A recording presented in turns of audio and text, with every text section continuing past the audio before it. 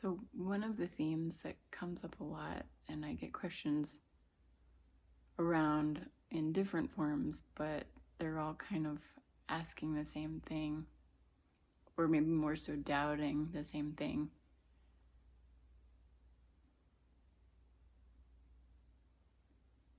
is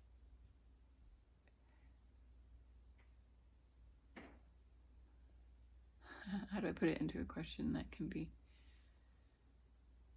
representative?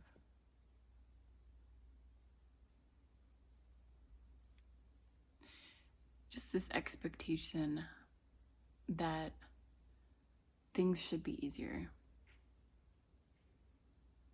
And I'm not necessarily talking about awakening, although in some ways that's even trickier for folks than healing from trauma or working with anxiety or depression, that there's this expectation that everybody else has it together. All those healed people, all those normal people, all those awakened people, all those enlightened people, like pick your label of choice that the mind and the conditioning is comparing to.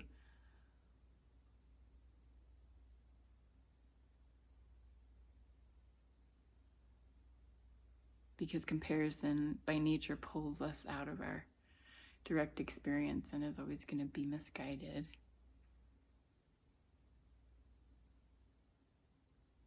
You can compare like my outfit and their outfit, but really trying to compare internal worlds when we are all interwoven is socially we're told to do this to belong, that we should match. We're taught, but it's a misunderstanding that we're actually separate and that we need to earn belonging, that we don't already belong.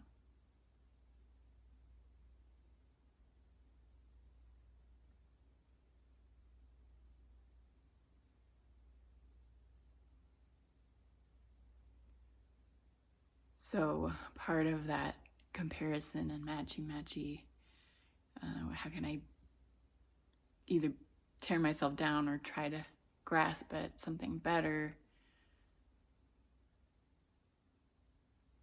can be, why am I such a mess? Why isn't this easier? Why am I still reacting to the dog barking? Why am I still yelling at my husband? Why am I still unconscious? Why am I still on autopilot? Why am I so far away from that experience that I once had that felt peaceful?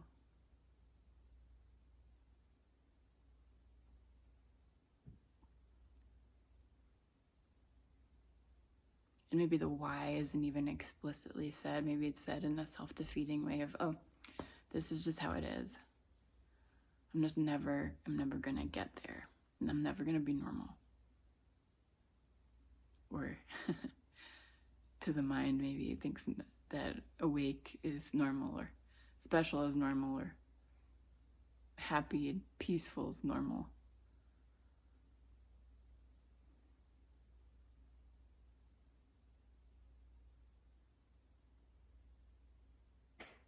You can see I'm kind of poking fun at it because it's kind of humorous. Like, how could we ever not be ourselves? How could we ever not be?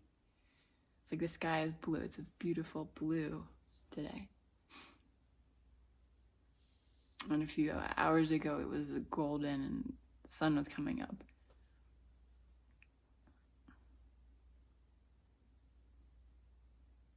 As if the sunrise was saying, like, oh, I really wish I were more blue right now.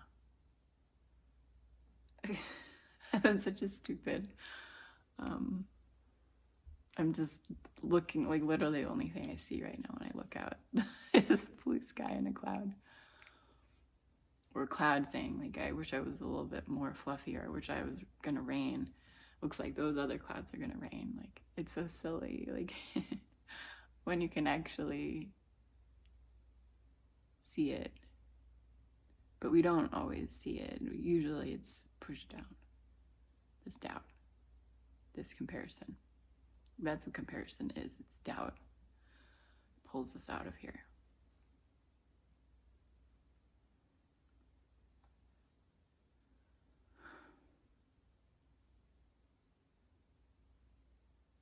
What's here right now?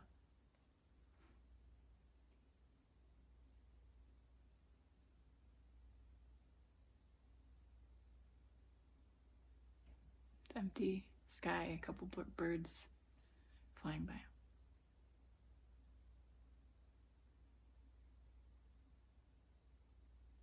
A tired heart, a tight mind, busy rumination, contraction, movement into stillness, emptiness.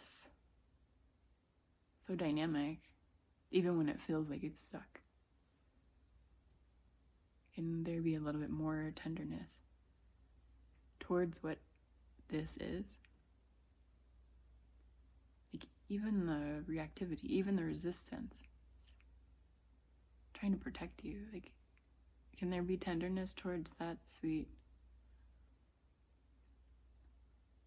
expression of right here, right now, rather than pushing it, denying it?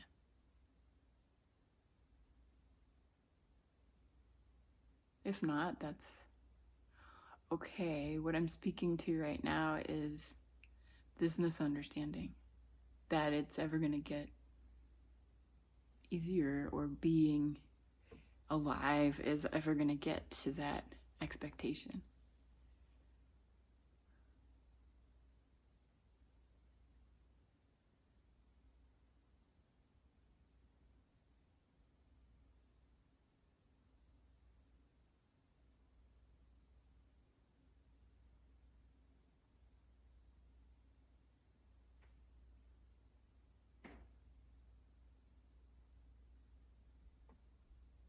It's funny, in trauma work, we often use this analogy of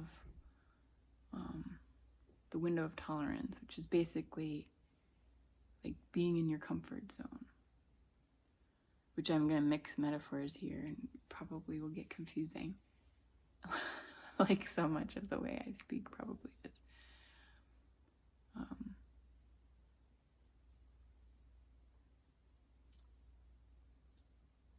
It's compassionate when you're going through something and there's overwhelm to come back to your comfort zone,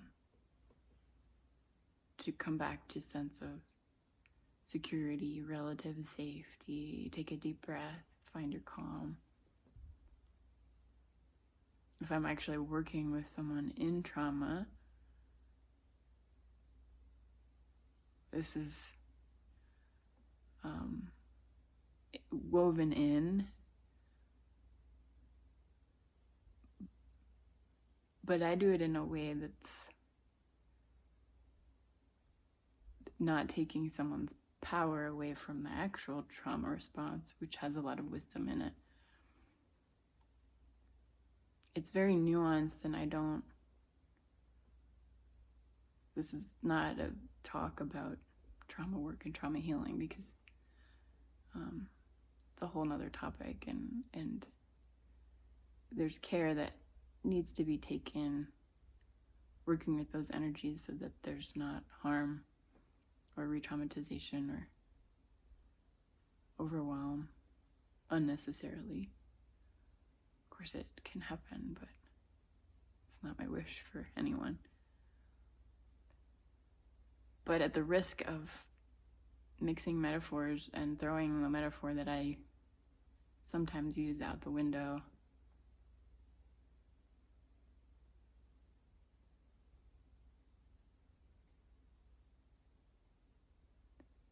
much of this is throwing the comfort zone out. There's no more comfort zone.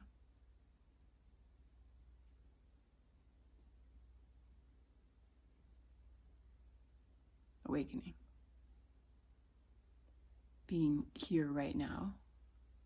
Being me, this being, this body, this moment of being in this body after a meal, after a fight, after a loving, tender encounter, after a success at work, after some political strife, after a diagnosis. Like, if we're really awake,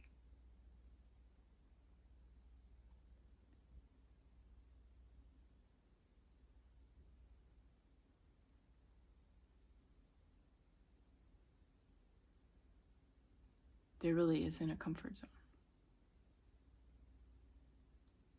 It's like that walking around without a safety net, but somehow that's a lot safer.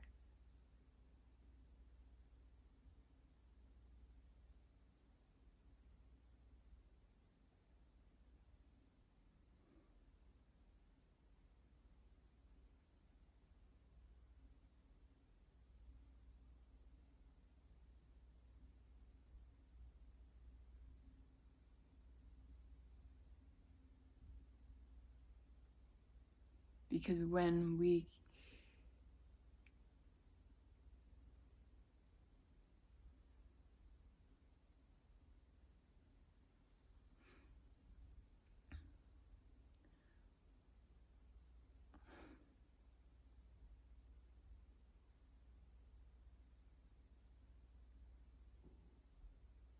think of being in our comfort zone, when we think of being comfortable,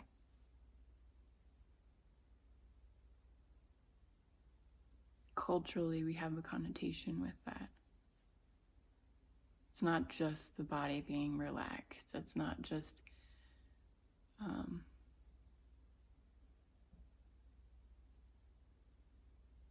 not being hungry, having had enough sleep, those kind of physical comforts. That's not really what we talk about when we talk about being comfortable. We talk about being mentally comfortable,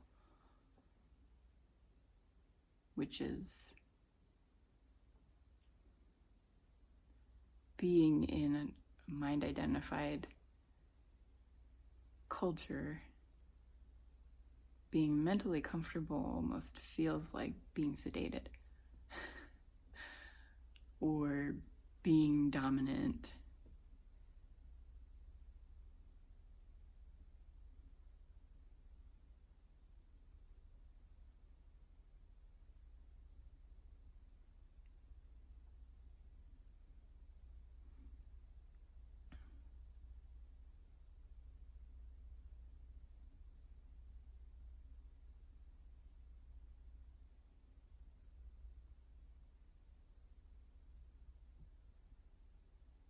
Which is not actually, I'm realizing I can't keep my window of tolerance metaphor because that's not actually what I talk about when I talk about trauma. Because I do talk about the body's like window of tolerance. You know, I want someone to be regulated, not disassociated. I want someone to be in the body. I want them to be not hyper aroused and heart racing and panic, and not numb or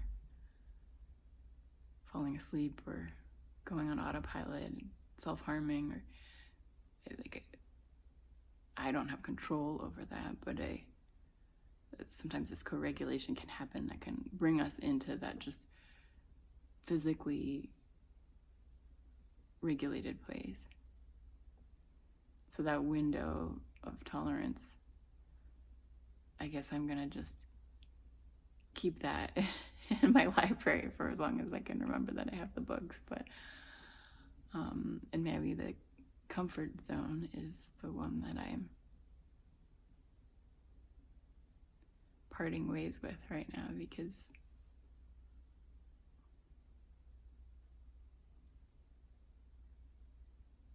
what's here right now?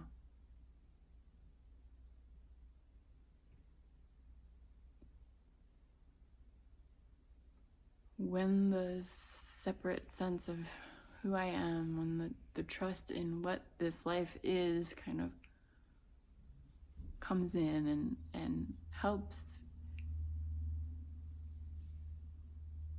shed that layer of clothing that doesn't fit anymore.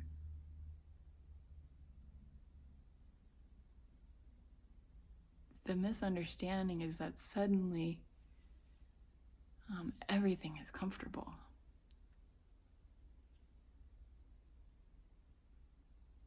In the way that the mind used to think comfort was.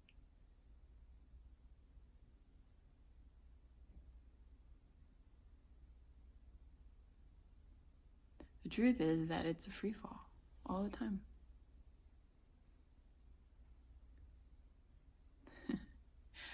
And the realization is that we never wanted comfort.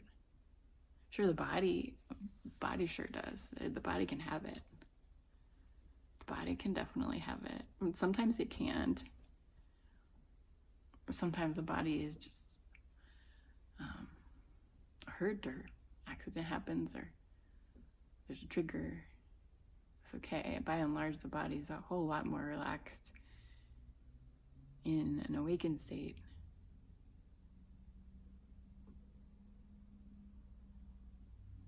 But there's no arriving in a comfort zone, which means that all the doubt that I encounter in folks who really are here now, really present, like fully meeting this moment and sharing it with me, which just takes that embodiment of this moment to another level when I'm open enough to share it with someone else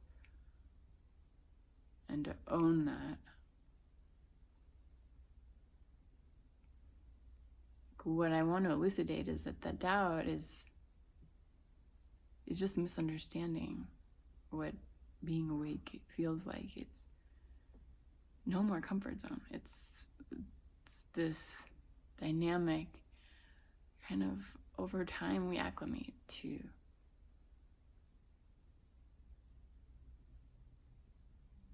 the ups and downs that are always up and down.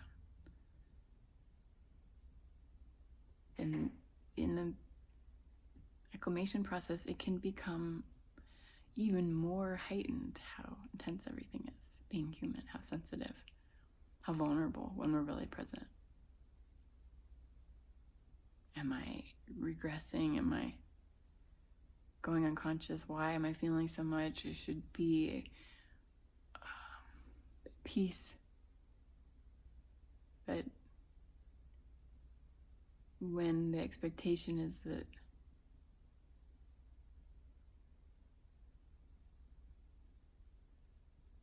there is no comfort zone, I don't need to find somewhere to come home to because I'm already home, the definition of peace changes, and there's no expectation of what's actually going to be here.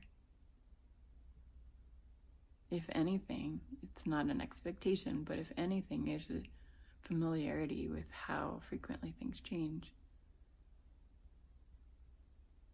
how it feels when change happens, how the body moves through everything, how the heart moves through everything, and there's just so much compassion.